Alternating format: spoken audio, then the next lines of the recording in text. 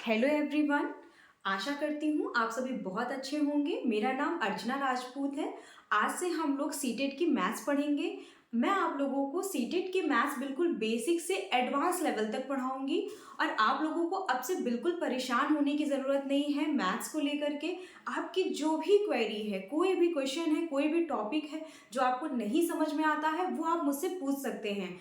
और मेरी कोशिश यही रहेगी कि मैं आप लोगों को बिल्कुल बेसिक से लेकर के एडवांस तक मैं आपको सिखाऊं। तो हम लोग स्टार्ट करते हैं पहले क्वेश्चन से। ये आपका पेपर 2 में पूछा गया था क्वेश्चन। तो इसमें दे रखा है पेरीमीटर ऑफ स्क्वायर 24 सेंटीमीटर। तो हम सबसे पहले क्वेश्चन को रीड कर लेंगे।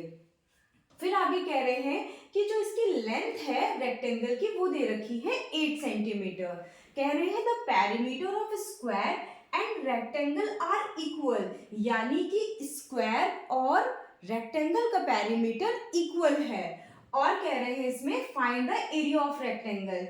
आप लोग हमेशा ये बात याद रखिएगा, जो आपको फाइंड करना है सबसे पहले आप उसका फॉर्मूला लिख लिया करिए। यानी कि इसमें हमें फाइंड करना है एरिया ऑफ रेक्टेंगल। जिन लोगों को इंग्लिश में नहीं समझ में आ रहा है उनके लिए हिंदी में क्वेश्चन लिखा हुआ है। यानी कि वर्ग का परिमाप दे रखा है 24 सेंटीमीटर और आयत की लंबाई है 8 सेंटीमीटर। और कह रहे हैं कि जो वर्ग और आयत है उनका परिमाप, यहां पर क्या होगा, परिमाप। तो परिमाप क्या है, बराबर है। और कह रहे हैं उनका क्षेत्रफल क्या होगा।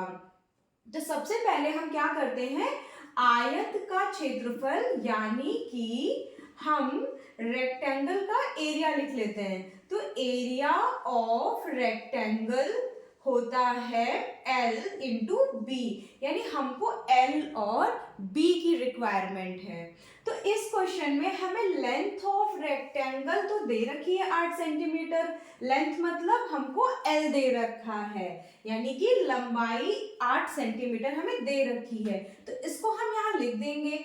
अब हमारे पास जो रिक्वायरमेंट है वो है बी की, यानी कि हमको चाहिए इसकी चौड़ाई यानी कि ब्रेथ। तो अब वो कैसे फाइंड करेंगे ये देखते हैं। सबसे पहले हमें दे रखा है पेरीमीटर ऑफ स्क्वायर जो कि है 24 सेंटीमीटर। तो इसको हम लिख लेंगे पेरीमीटर ऑफ स्क्वायर क्या होता है, 4 इंटू साइड होता है। आप लोगों को मैं मेंसुरेशन के सारे फॉर्मूलाज नेक्स्ट वीडियो में बता दूंगी कि किसका क्या फॉर्मूला होता है और उसका कैसे यूज करते हैं।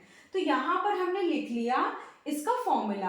अब ये दे रखा है 24 सेंटीमीटर, तो इसको हम यहां लिख लेंगे पेरीमीटर के नीचे। ये कंफ्यूजन नहीं रखनी है कि इसको कहाँ लिखना है।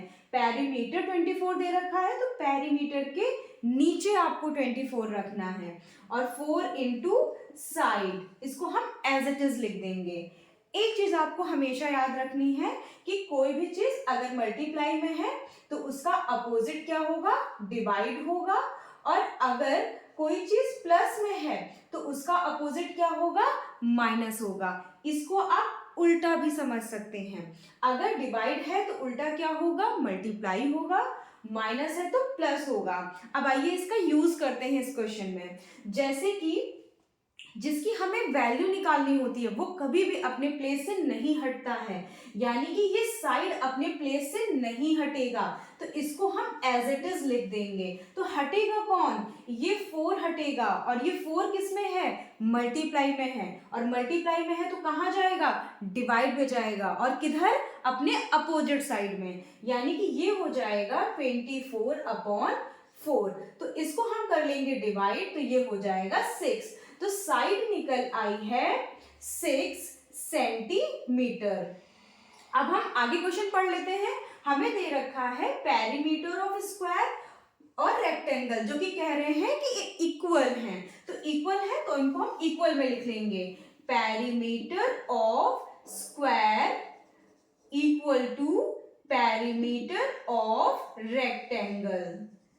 अब पेरीमीटर ऑफ स्क्वायर क्या होता है, 4 इंटू साइड होता है। और रेक्टेंगल का क्या पेरीमीटर होता है, ये होता है 2L प्लस बी। अब हमने यहां पर साइड ऑलरेडी निकाल ली है जो कि 6 सेंटीमीटर है। इसको हम यहां पुट कर देंगे।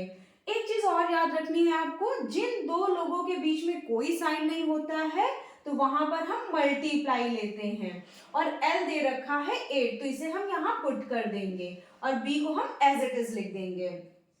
मैंने अभी आपको बताया जिसकी वैल्यू निकालनी होती है वो अपने प्लेस से नहीं हटता है, तो इसको हम एज इट इज लिख देंगे 8 प्लस बी।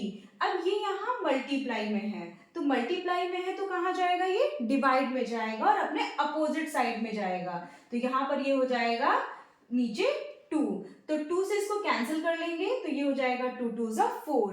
अब 2 को 6 से मल्टीप्लाई कर लेंगे तो ये हो जाएगा 12, तो यहाँ से 12 equals to a plus B. हमें निकालना है b, तो b अपने प्लेस से नहीं हटेगा, तो जाएगा उधर कौन, 8 जाएगा, तो 8 प्लस में है तो उधर जाएगा तो क्या हो जाएगा, ये माइनस हो जाएगा, तो 12 में से 8 जाएगा, कितना बचेगा 4, तो वृत्त निकल आई 4 सेंटीमीटर।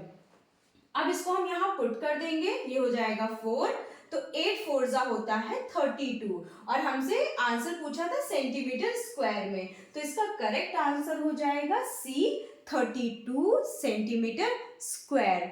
आई होप आप लोगों को ये क्वेश्चन समझ में आ गया होगा, और आप लोगों को जिस भी टॉपिक पर अपनी क्लास चाहिए, यानी जो टॉपिक आपको नहीं समझ में आ रहा है आप कमेंट सेक्शन में बताइए, 100% मैं आपकी प्रॉब्लम का सोल्यूशन बताऊंगी।